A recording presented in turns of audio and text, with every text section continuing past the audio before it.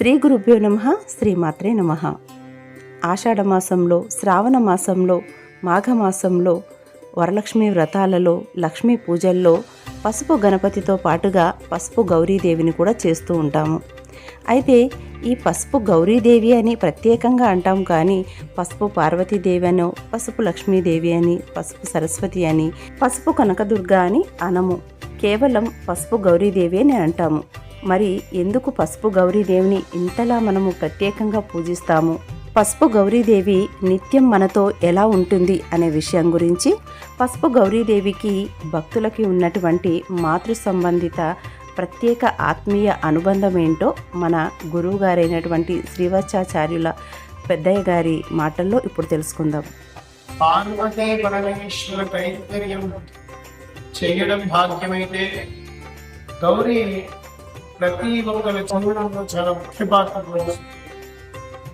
స్త్రీ పుట్టినప్పటి నుంచి మొదలుపెట్టి తన యొక్క జీవనాంతం వరకు కూడా గౌరీదేవి తనతో పాటు ఉంటుంది అని మాట ఇచ్చిందట. సౌభాగ్యం కలుగుతుంది.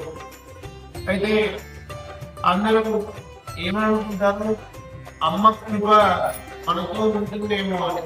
కాదు, నేను నాలాగే వాళ్ళతో ఎప్పటికీ ఉండాలి. ఎప్పుడైనా ఇక్కడ పుట్టింటికి అక్కడ పెట్టింటికి రెండింటికి ఉత్తమ ఫలితంగా ఉండే గౌరీ అనుగ్రహంగా అది పొందాలి అని. నువ్వు పుట్టింటిలో ఉన్నప్పుడు నీ తల్లి నీతో ఉంటుంది. తిరిగి నువ్వు వేరే ఇంటికి వెళ్ళిన తర్వాత బహుశా అక్కడ ధర్మాన్ని పాటించాలి కనుక నీ తల్లి బహుశా సమయంలో నిన్ను వదలడానికి అవకాశం ఉంది. కానీ గౌరీదేవి నిత్య శాశ్వతంగా మనతో ఉండడానికట ఆమె పసుపుగా మలిగిపోయి ఆ పసుపుని ధరించేటట్టుగా ఆమె అనుగ్రహాన్ని ఇచ్చింది.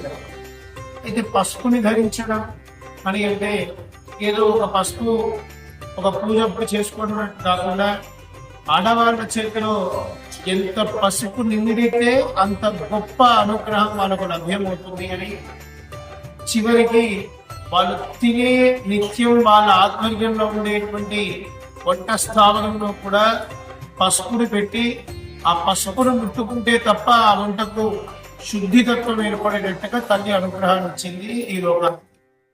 ఇలా తన జీవనానికి మొత్తం సుమారుగా 11 ఏళ్ళు అనుకోండి. దాని తర్వాత వాళ్ళకి జరిగేటువంటి గర్భ విధాన అంశముగా ఉండేటువంటి సంవత్సరాలు అనుకోండి. దాని తర్వాత కన్యాదాన సమయంలో అనుకోండి గౌరీ.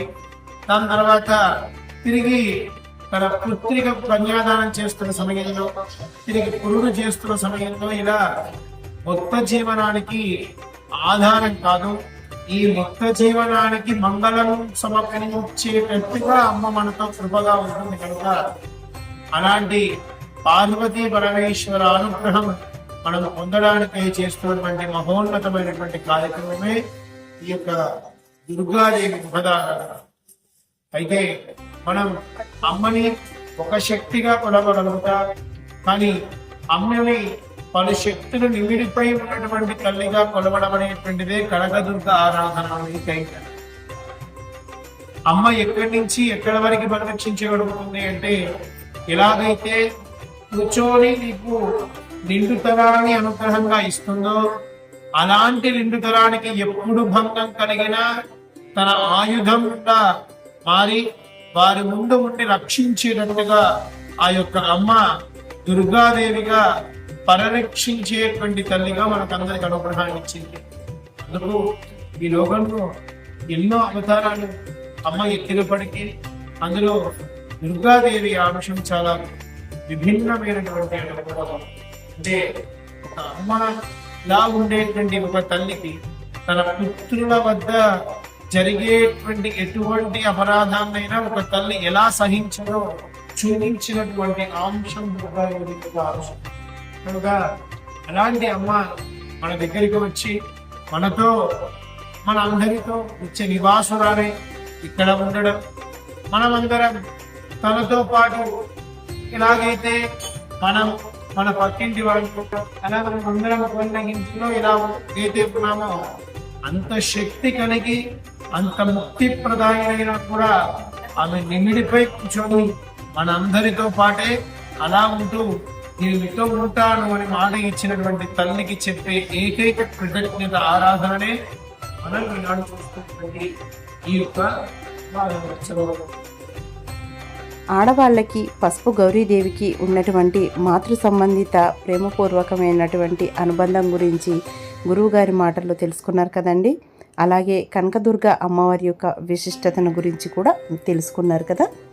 సో ఈ వీడియోని చాలామందికి చేరవేసేలాగా షేర్ చేయండి. అలాగే వీడియో కనుక నచ్చినట్లయితే వీడియోకి ఒక లైక్ ఇవ్వండి. కొత్తగా మన ఛానల్ చూస్తున్నట్టయితే సబ్స్క్రైబ్ చేసేసి బెల్ బటన్ ఎనేబుల్ చేయండి. మరో మంచి ఆధ్యాత్మిక వీడియోతో మళ్ళీ మీ ముందుంటుంది మీ హైదరాబాదీస్ ఆల్ మిక్చర్. అంతవరకు అందరూ బాగుండాలి, అందులో మనం ఉండాలి. సర్వే జన సుఖినో భవంతు. ఓం శ్రీ మాత్రే నమః. స్వస్తి.